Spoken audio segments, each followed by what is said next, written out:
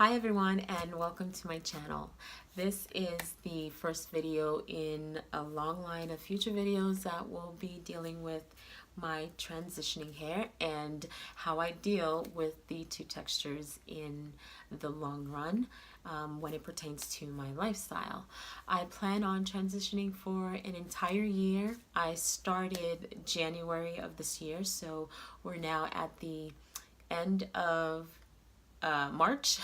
So it's been almost 3 months of a journey. So I'm super excited to share this with you all in the hopes of perhaps, giving some encouragement for those of you out there who are, considering transitioning and not quite sure of what that means and what's that going to do with, how your lifestyle is, whether you work out a whole lot like me or you've got a lot of office functions that you have to go to, but hopefully it'll help you decide that it's not such a scary thing.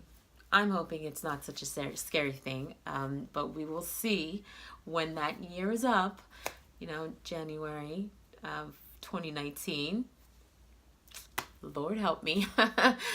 So we'll see. So I put together a couple of questions to make sure that I kind of touch base on everything that I want to talk about in terms of what's going to happen and, how I'm going to deal with it. So I think the first question that everyone would probably want to know is, why did I decide to, go natural? And I've been thinking about this question for quite some time, but I can't really pinpoint one answer to it. It's compiled of so many different answers. I've thought about it for many years, just didn't want to deal with my natural hair or what I considered or thought, the difficulties of dealing with my natural hair would be. So that's one, reason why I didn't. So that kept me away from it. But this year, I've sort of stumbled on all of the naturals out there and their YouTube channels, and I've just been amazed by what's out there in terms of so many different patterns and so many different textures to hair and so many different ways of dealing and taking care of it. But coming to the realization that it doesn't matter what type of hair texture you have, if you've got the tools to work with it, then the results are just beautiful. The results are amazing. So that made me want to transition. That made me question and want to know about what my natural, hair looks like and how beautiful I can make it with what I'm learning out there. So that's one reason why I decided to go natural. The other is, that I've been relaxing my hair, I'd have to guess since I was 12 years old. So it's been a long time in relaxing my hair, and I feel over the years I've been feeling that it's not such a good thing for me. It's not such a good thing for your scalp. I never had the problem of, my hair not growing, or hair or breakage. My hair's always been long, and I'll show you guys that a little bit later, but I've never had problem retaining length with a relaxer in my hair. So I've always been able to take care of my hair. I'd never really put excessive heat in my hair. If I'm blowing my hair, I'm blowing it in a low setting. If I'm, flat ironing my hair, then I flat iron, in a low setting. So I've always practiced healthy hair when I had a relaxer in my hair, but I have to say that looking at all of these naturals and their hair, it's a different kind of healthy, for sure. I can tell that, the thickness of my hair relaxed and the thickness of their hair as a natural, it's night and day. It's a different kind of healthy. So I'm just ready to kind of embrace, my natural hair and what it can look like and what it is.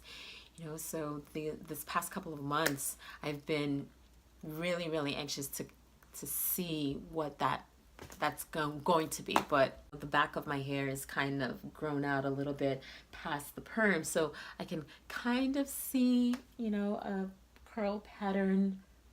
But even that is not, you know, it's not a for sure guarantee that that's what, you know, my hair is going to look like overall. I've learned watching these YouTubers and all of these naturals that, yeah, your hair can be made up of so many different, you know, patterns and textures. You just won't know until you're finally completely natural. So I didn't want a big chop to start off that way. I think it would have been too drastic. I think transitioning is the way to go, and I think, you know, that it'll gradually ease me into the fact that once that year is up, I'm going to have to cut off a lot of my hair and be short for the first time, have short hair. But I feel transitioning is the way to do it, because you now have the time to really understand what your hair is going to look like, to really understand what, you know, what it's going to take to maintain a healthy hair. If I transition for a year, my hair doesn't have to look, you know, like you see most of the videos out there where the relaxed ends are like scraggly, you know, ends. They're practically ready to fall off. I think you can I guess have healthy new growth and healthy relaxed ends living in the same, you know, space. So I think I can maintain the two textures to the very end. So that was a long-winded answer to that question. Hopefully I answered it. But like I said, there's not really one real reason why I'm doing it, other than I feel that it's time. So my other question that I thought that you guys would have is, well, how long do you plan on transitioning? I think I already answered that question. That's 1 year. I don't think I can deal with it being longer than that, because that's a lot of work. I mean, the past couple of months, I've realized how much work it is, because you have to be so gentle with the two textures to make sure that you're not ripping your hair out, you know? So what are my goals and how I plan on transitioning? So I put together these bullet points of how this is going to happen. I'm going to keep my relaxed ends healthy. Already mentioned that. Protective styling. So I've been protective styling for the past couple of months, but I have to say that the only true protective styles that I'm going to do for this journey is going to be a twist out. Your girl is not going to do weaves, box braids, wigs. I wouldn't know the first thing about rocking that. I wouldn't know how to do it. I wouldn't know how to make it look good. I mean, I watch, what's her name? Finally Amber, and she does an amazing job of cutting and fitting a wig to her face, to her features, to her hairline. I'm like, it's like an artwork. I can't do it. So I'm not even gonna try. I'm not gonna attempt. I'm just gonna rock my twist out. I'm gonna wash my hair, twist it, dry it, take it out, call it a day. Granted, 9 times out of 10, a twist out with transitioning hair does not come out, you know, like your naturals out there. It just doesn't. You know, the relaxed ends have a mind of its own. It'll do its own thing, and you're trying to make it look like your natural hair. It just doesn't. So sometimes it's a hit or miss, and you know, when it's a hit, I know how to rock it. When it's a miss, yeah, it's gonna be a bun. So for sure.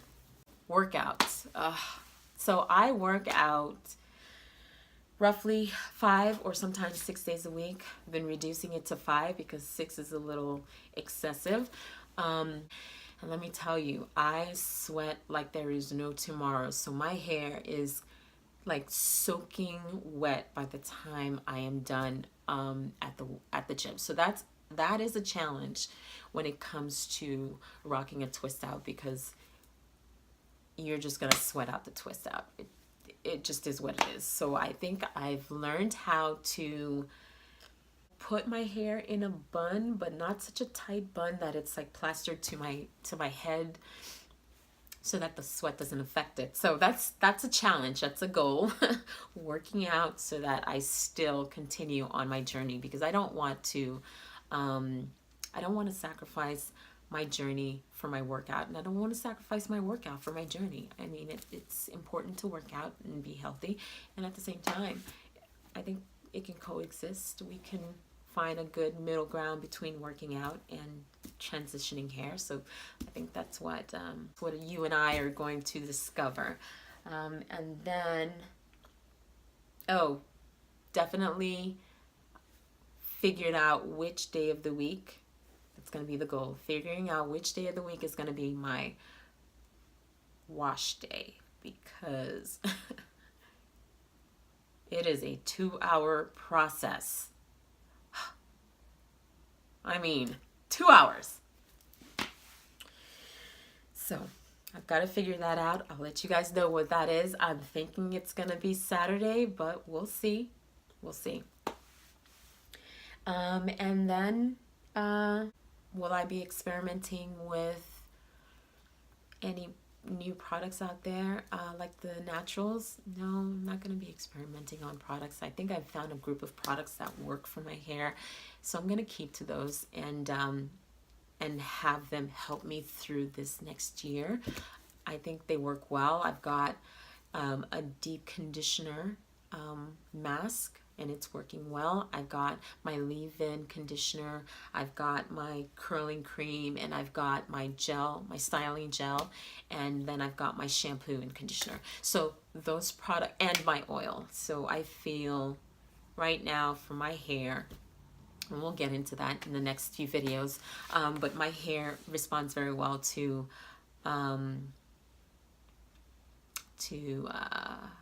olive oil.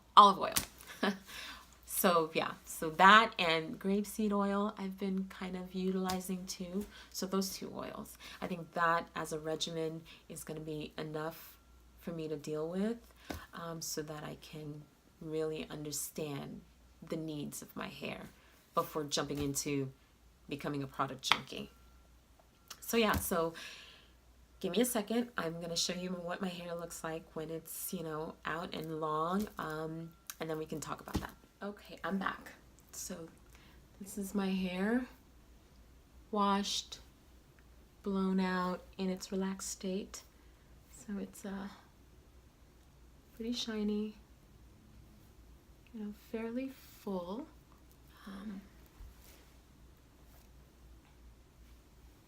Yeah, and it's pretty long. So it's about past my boobs a little bit. Yeah. You see from the back,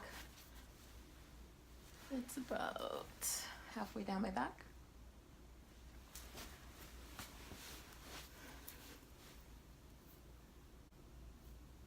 Don't make fun of the grays.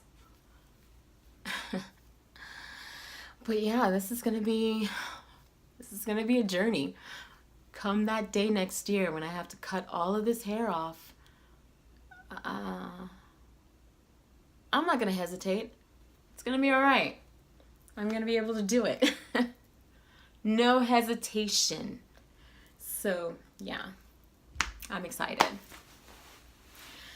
Alrighty guys, I think that is it for today. Thank you so much for joining me. Thank you for listening. Hope you guys enjoyed this video. If you did, give it a thumbs up, comment below, give your girl some advice, and most importantly, subscribe, turn on the notification bell so you never miss a video. And with that said, I will see you in my next video.